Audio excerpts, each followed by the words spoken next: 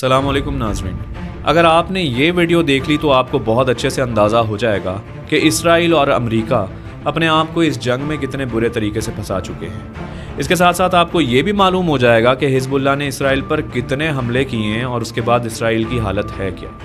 Israel का media किस बात पर चीख रहा है। अगर आप इस वीडियो को मुकम्मल देखेंगे तो आपको ये भी मालूम हो जाएगा कि यमनियों ने किस तरीके से अमेरिका के उस बहरी जहाज़ को, जिसको एयरक्राफ्ट कैरियर बोला जाता है, एयरक्राफ्ट कैरियर वो बहरी जहाज़ होता है जिस पर बहुत सा जंगी सामान और जंगी जहाज़ लैंड भी हो सकते हैं, उसको रेड सी से भागने पर मजबूर कर दिया है। और ना सिर्फ वो भागने की कोशिश कर रहा था, उस पर 2 दफ़ा ऐसे हमले किए गए हैं कि उसको अपना सर छुपाने की जगह नहीं मिली। इसके बाद आपको ये भी बताऊंगा कि नेतन्याहू किस कदर मजबूर हो चुका है कि जो बाइडन ने अगर उसके सामने ये पेशकश रखी भी है कि जंग को बंद कर दे, और इस चीज़ को गनीमत समझते हुए उसने एक वॉर कौंसिल, एक मीटिंग बिठाई और उसमें इस बात को तय करने की कोशिश की कि हमें जंग से पीछे हट जाना चाहिए, तो उसके बावजूद भी नेतन्याहू इस जंग से बाहर नहीं निकल पा रहा है। इससे भी ज़्यादा ज़रूरी ये कि नेतन्याहू को अचानक क्या हुआ है कि वो इस जंग से भागना चाहता है या फरार होना चाहता है। उससे भी ज़्यादा ज़रूरी बात ये कि जो बाइडन ने पूरे के पूरे अमेरिका के ऊपर आखिर कितना कर्जा चढ़ा दिया है, जिसकी वजह से जो बाइडन इस जंग को मज़ीद कैरी नहीं करना चाहता। अगर आप इन तमाम तर बातों को जानना चाहते हैं तो इस वीडियो क्लिप को लाजमी देख लें और इसमें वो तमाम तर तफसीलात शेयर की जाएंगी जो इस वॉर से रेलेवेंट है। सबसे पहले बात करते हैं कि हिजबुल्लाह ने किस तरीके से अटैक किया है और कितना एक नुकसान पहुँचाया है। तो आप लोगों के सामने पहली खबर ये कि समंदर में हिजबुल्लाह की तरफ से ऐसी तबाही मचाई गई है। यूएसए के वॉरशिप्स, यूएसए के ट्रेड शिप्स। ये वॉरशिप क्या होता है? वॉरशिप वो वाला बहरी जहाज़ होता है जिसके ज़रिए जंगी सामान और जंग में मदद फराहम की जाती है। और ट्रेड शिप वो होता है जो एक मुल्क से दूसरे मुल्क की तरफ अगर कोई तिजारत करनी हो तो उसमें काम आता है और इसमें अरबों डॉलर का माल मौजूद होता है। ऐसा हमला किया है यमन ने जिसकी वजह से 4 ट्रेड शिप्स यानी कि अरबों डॉलर के ट्रेड शिप्स वो तबाह हुए हैं और उसके बाद 2 वॉरशिप्स जो कि अमेरिका के वॉरशिप्स थे वो मुकम्मल तौर पर तकरीबन इतने ज़्यादा डैमेज हुए हैं कि उनको रेड सी से यहाँ से भागना पड़ा है। अब वो रेड सी से यहाँ से निकल कर सऊदी अरब की तरफ जाना चाह रहे थे तो बीच में फिर यमनियों ने अटैक किया है। इसके बाद बात करते हैं कि इसराइल के ऊपर हिजबुल्लाह ने कैसे अटैक किया। इसराइल का वो ड्रोन जो कि माना जाता था कि यार इसको पकड़ना, इसको किसी भी तरीके से जो है वो डैमेज करना नहायत मुश्किल काम है और ये यमनियों जैसे लोगों के साथ तो हो नहीं सकता। यमन के पास तो इतनी पावर और टेक्नोलॉजी मौजूद ही नहीं है। यमन ने इसराइल का वो ड्रोन जो तकरीबन $5 मिलियन का था उसको तबाह कर दिया है, उसको मार गिराया है। और ना सिर्फ ये कि इसके साथ साथ कहाँ कहाँ हमला हुआ है ये भी मैं आपको बता दूं। कराज मुन्ना की 4 इमारतें तबाह कर दी गई हैं। ये इसराइल का एक इलाका है और यहाँ 4 इमारतें तबाह हो चुकी हैं हिजबुल्लाह के अटैक के बाद। लेकिन मीडिया के ऊपर खुलकर इसके फिगर्स नहीं बताए जा रहे कि किस तरीके से और कितने लोग वहाँ पर मारे जा चुके हैं। इसके बाद बात करते हैं 411 बटालियन कमांड सेंटर की। हिजबुल्लाह ने अटैक करके इस कमांड सेंटर को तकरीबन मुकम्मल तौर पर तबाह कर दिया है। ये इसराइल खुद एक्सेप्ट कर रहा है। इसके बाद गलीली फिंगर पर हिजबुल्लाह ने रॉकेट दागे हैं, काफ़ी ज़्यादा रॉकेट्स जो हैं वो दागे हैं।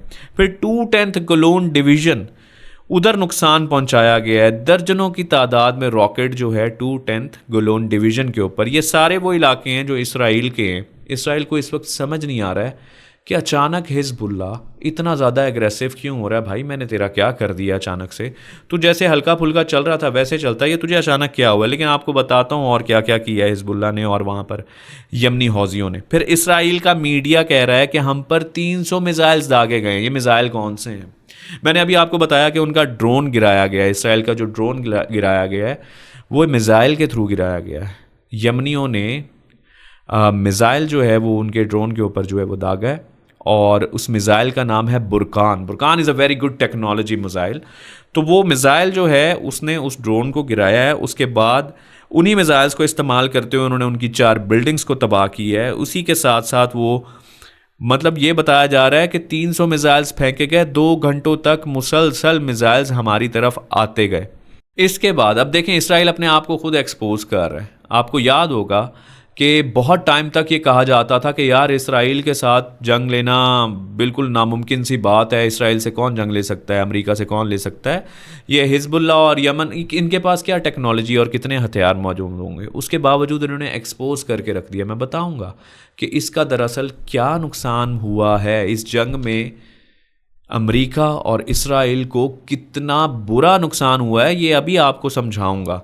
चाइना और रशिया इससे कैसे आगे फ़ायदा उठाने वाले हैं, ये भी आपको समझाऊंगा। बहरहाल इसके बाद हम बात करते हैं कि अमेरिका क्या चाह रहा है।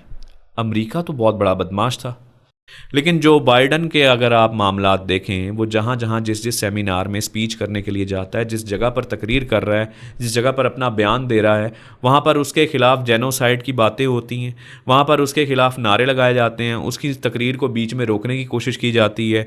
उसकी कैबिनेट के जितने भी लोग इसराइल को सपोर्ट करते हैं, उनमें से किसी को भी सही तरीके से तकरीर नहीं की जाती, बल्कि वहाँ पर इतने ज़बरदस्त एहतजाज किए गए। ये तमाम तर बातें आप बहुत अच्छे से जानते हैं। मुझे बताएं, जो बाइडन को अपनी हुकूमत अजीज़ नहीं है? क्या वो अमेरिका में अपनी हुकूमत कायम नहीं रखना चाहता? वो अपनी हुकूमत अमेरिका में कायम रखना चाहता है। और अगर इस कदर कसीर तादाद के अंदर इतने ज़्यादा लोग जो बाइडन की इस पॉलिसी के ख़िलाफ़ हों, तो क्या जो बाइडन अगला इलेक्शन जीतेगा? बिल्कुल भी नहीं जीतेगा, जीत ही नहीं सकता है।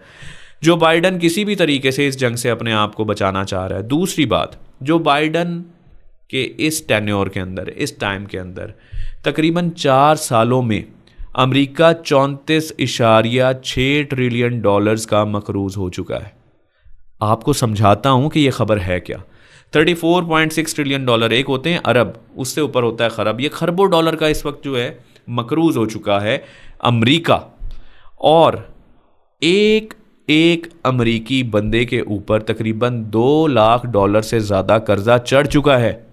और अगर आप पाकिस्तानी करेंसी में इसको देखें तो तकरीबन ये 7 करोड़ बनता है। आपको याद हो, अगर आप पाकिस्तान से मेरी ये वीडियो देख रहे हैं या इंडिया में बैठे ये वीडियो देख रहे हैं, तो बताया जाता है कि इंडिया को के ऊपर जितना कर्जा चढ़ा हुआ है, इस हिसाब से हर इंडियन के ऊपर कितना कर्जा है। और अगर पाकिस्तानियों के ऊपर कर्जा चढ़ा हुआ है तो हर पाकिस्तानी पर तकरीबन 3 लाख कर्जा है, 5 लाख कर्जा है। इतना कर्जा हुकूमतों ने उठाया हुआ है। तो अब आप समझ सकते हैं कि अमेरिका के हर एक बंदे के ऊपर पाकिस्तानी 7 करोड़ और तकरीबन इंडिया के कुछ 2.5-3 करोड़ के करीब कर्जा चढ़ चुका है। और अगली बात, ये कर्जा रुकने का नाम नहीं ले रहा है। ये प्रिडिक्ट किया जा रहा है कि 2025 तक 1.6 ट्रिलियन डॉलर मज़ीद कर्जा बढ़ जाएगा और 8 सालों तक ये तकरीबन 80 ट्रिलियन डॉलर्स तक भी जा सकता है। मतलब अमेरिका इस वक्त इतने बुरे तरीके से फंस चुका है इस वॉर के अंदर, अपने आप को इस वॉर में इन्वॉल्व करके। क्योंकि जब भी कोई जंग होती है ना, और जो उसमें मुलव्वस होता है, उसको इकनॉमिकली बहुत डैमेज होता है, उसको बहुत ज़्यादा नुकसान पहुंचता है उसकी मईशत के ऊपर। मेरे बहुत से व्यूअर्स ऐसे हैं जो माशाल्लाह जो है इतना ज़्यादा नॉलेज नहीं रखते, तो मैं समझाता हूँ। मिसाल के तौर पर आप पर या मुझ पर कोई अदालती पर्चा चल रहा हो और हमने अदालत भी जाना हो और अपना कारोबार भी करना हो। अब जब हमें अदालत बुलाएगी, हमें तो अपना कारोबार छोड़कर जाना पड़ेगा कि भाई पेशी है, नहीं तो हमें जो है हमारे खिलाफ फैसला आ जाएगा। तो कितना वक्त ज़ाया होगा, आपका कारोबार भी डैमेज होगा। ये एक छोटी सी मिसाल दी है। इसी तरीके से जब बड़े मामले के ऊपर जंगें होती हैं, जब बड़ी कंट्रीज़ जंगें करती हैं, तो उस जंग में असलहा इस्तेमाल होता है, फ्यूल इस्तेमाल होता है, ट्रेड बहुत हद तक रुक जाती है। जैसे ये यमनी हौज़ी कर रहे हैं, यमनी हौज़ी ट्रेड शिप्स को अटैक कर रहे हैं, ठीक है। ये वाला मामला भी साथ साथ चल रहा होता है। बिला वजह जंगी सामान, बिला वजह बाकी तमाम तर चीज़ें, फ्यूज़ और अपने सारे के सारे अखराजात एक ही तरफ लगा देने से जो इकॉनमी है वो बैठ जाती है। खा वो किसी घर की, किसी फ़र्द की हो, किसी कारोबार की हो या फिर किसी मुल्क की हो। जब वो लड़ाई फितने फसाद में पड़ा होता है तो उसका पैसा और उसका खर्चा उस साइड पर हो जाता है, जिसकी वजह से बहुत नुकसान होता है। बड़े मैंने सादा अल्फाज में बताया। और अमेरिका इस वक्त इस बुरे तरीके से फंस चुका है जनाब, और वो चाहता है नेतन्याहू से कि यार पीछे हट जाओ। उसके लिए उसने 3 पॉइंट्स रखे हैं। उसने कहा है कि इन 3 पॉइंट्स के ऊपर अमल दरामद कर और इस जंग से अपने आप को बाहर निकाल ले। सबसे पहला ये कि फ़लस्तीन यानी कि गज़ा से अपने आप को बाहर निकाल, अपनी फ़ौजें बाहर निकाल ले। दूसरा ये कि मैं कैदियों का तबादला करवाता हूँ, जो कैदी इस वक्त हमास के पास हैं वो तुझे मिल जाएंगे, और तुम इस तरह करो कि तुम हमास को जो है उनके कैदी लौटा दो। और तीसरा ये कि ये जो पूरे का पूरा गज़ा तबाह किया है, इसको रीबिल्ड करने का वादा कर और इसको रीबिल्ड कर। अब कितनी अजीबोगरीब सी बात है। आप क्या सोच रहे होंगे कि नेतन्याहू ने कहा होगा कि ये किस किस्म की बात है, मैं तो इसको हरगिज़ नहीं मानता। नेतन्याहू ने इन तीनों तजावीज़ को सामने रखते हुए वॉर कौंसिल मीटिंग बिठा दी। उस वॉर कौंसिल मीटिंग के अंदर इन लोगों ने डिस्कशन की। नेतन्याहू खुद ये चाहता है कि जंग बंद हो जाए। क्यों चाहता है वो बताता हूँ। अब ये फैसला आ गया कि यार हम इस जंग को ख़त्म कर रहे हैं, कोई मसला नहीं है, जंग को ख़त्म कर देना चाहिए। लेकिन अब आपको इंटरनल पॉलिटिक्स में दोबारा लेकर जाता हूँ, जैसे अमेरिका की इंटरनल पॉलिटिक्स बताइए। कोई भी जमात है, आपने इंडिया में देखा होगा कि बीजेपी है और यहाँ पर नून लीग देखा होगा हुकूमत के अंदर है। नून लीग का साथ यहाँ पर पाकिस्तान पीपल्स पार्टी और दीगर जमातों ने दिया, तब जाकर नून लीग की हुकूमत बनी है। इसी तरीके से इंडिया में मोदी का पता नहीं कितनी जमातों ने साथ दिया, तब जाके मोदी की हुकूमत बनी है। अगर वो जमातें बीच में से निकल जाएँ, अगर वो कोलिशन पार्टनर्स, वो इत्तेहादी बीच में से निकल जाएं, तो हुकूमत गिर जाएगी। इसी तरह की एक दो जमातें नेतन्याहू के साथ भी खड़ी हैं। मतलब नेतन्याहू की गवर्नमेंट कोई मेजॉरिटी गवर्नमेंट नहीं है, वो भी इत्तेहादियों की बेस के ऊपर बनी हुई गवर्नमेंट है। और आपने अब ये तस्वीर देखिएगा, इस मनहूस को पहले भी देखा होगा। इसका नाम है इतामर बेन गैवर और इसके साथ एक और शख्स है जिसका नाम है स्कॉट रिच। जब इस वॉर कौंसिल मीटिंग के अंदर यह फैसला किया गया कि हमें वॉर से पीछे हट जाना चाहिए, वॉर ख़त्म कर देनी चाहिए, तो इन दो मरदूदों ने कहा कि अगर तुमने जंग बंदी करने की कोशिश की तो हम तुम्हारा इत्तेहाद तोड़ देंगे और हम तुम्हारे पार्टी से, तुम्हारी हुकूमत से अलहदा हो जाएंगे। अब पार्टी से अलहदा हो गए या हुकूमत से अलहदा हो गए तो नेतन्याहू की तो हुकूमत गिर जाएगी। और अगर आप लोग हिस्ट्री को अच्छे से जानते हैं या फिर इसी किस्म के तमाम तर पॉलिटिकल मैटर्स पर नज़र रखते हैं, तो आप बहुत अच्छे से इस बात को समझते हैं कि अगर इत्तेहादी निकल जाएं तो हुकूमतें तो गिर जाती हैं और कोई भी हुकूमत ये नहीं चाहती कि उसका इक़्तिदार उससे छूट जाए और उसके लिए उसको जो करना पड़े, जिस हद तक गिरना पड़े, वो गिरने के लिए तैयार होता है। अब नेतन्याहू यहाँ आकर फंस गया है। नेतन्याहू को अपने मुल्क के अंदर कितने ही एहतजाज देखने पड़ रहे हैं कि हमें इस जंग में नुकसान हो रहा है, इस जंग से अपने आप को बाहर निकालो। वजह क्या है? वजह बिल्कुल साफ है कि जब भी कोई जंग में होता है तो उसका असलहा, उसका तमाम तर फ्यूल, इस किस्म की चीज़ें जंग की तरफ ज़्यादा मुतवज्जो हो जाती हैं और वहाँ पर रहने वाले लोगों के ऊपर महंगाई का बोझ जा गिरता है। और इसराइल के लोग नहीं चाहते कि उनके ऊपर किसी किस्म का बोझ आए, वो चाहते हैं इस जंग को बंद करो, लेकिन ये नहीं हो पा रहा। इस वक्त ये कहा जाए ना कि इसराइल के लोग चाहते हैं कि इस जंग को कंटिन्यू रखा जाए, मुसलमानों को, हर किसी को अपनी अपनी पड़ी हुई है। वो ये नहीं कह रहे हैं कि हमें मुसलमानों से लगाव है तो जंग से पीछे हो जाओ।